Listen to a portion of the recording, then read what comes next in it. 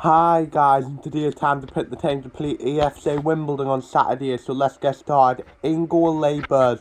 The reason why, because even after his mistake against Don against Burton, he didn't do anything wrong. He weren't at fault for the goal. And to be fair, everything he did do, it was assuring, like he came out with quite a bit like to kick the ball playing a sweeper keeper, so yeah.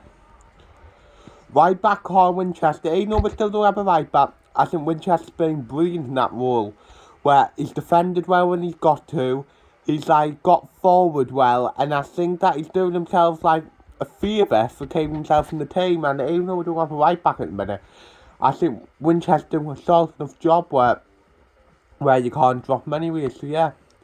First centre back Tom Flanagan. The reason why Flanagan so far this season in the first three games have been brilliant, was brilliant defensively again against Burton, was very unlucky not to get the equaliser, and that's in Flanagan finally doing a little bit, and I don't think it was a drop him, so yeah.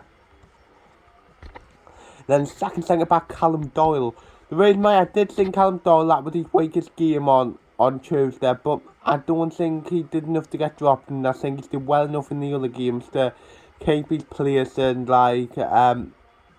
say what he can do. I would take him out on Tuesday against Blackpool and give Alvarez and Wright a chance. So yeah.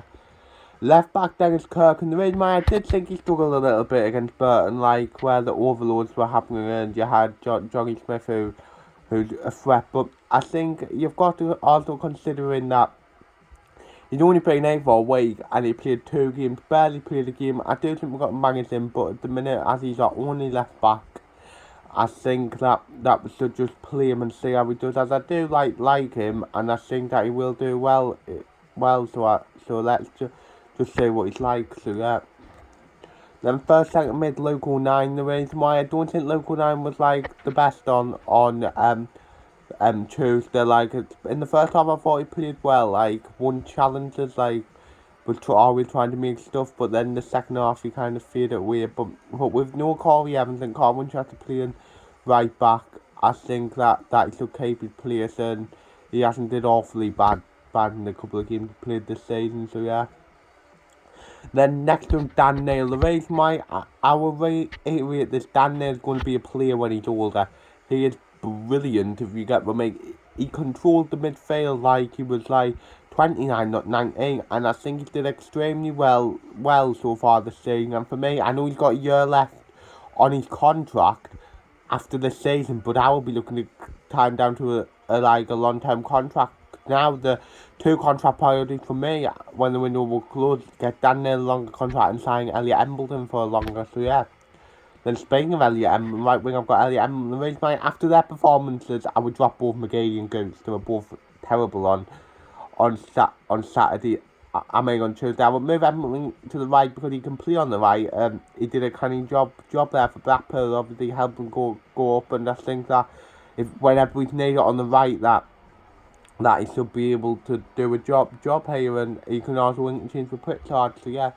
Then Cam, I would bring Alex Pritchard in. The reason why, because I thought Pritchard was good off the bench on Tuesday, was trying to make stuff happen, nearly scored a few, like where a long range shot where the keeper just about got it, and I think Pritchard's had to wait and bide his time, but I think now it's his chance to get in the team and speak clear and properly about that. I'm going to come in the team and not look back. So yeah.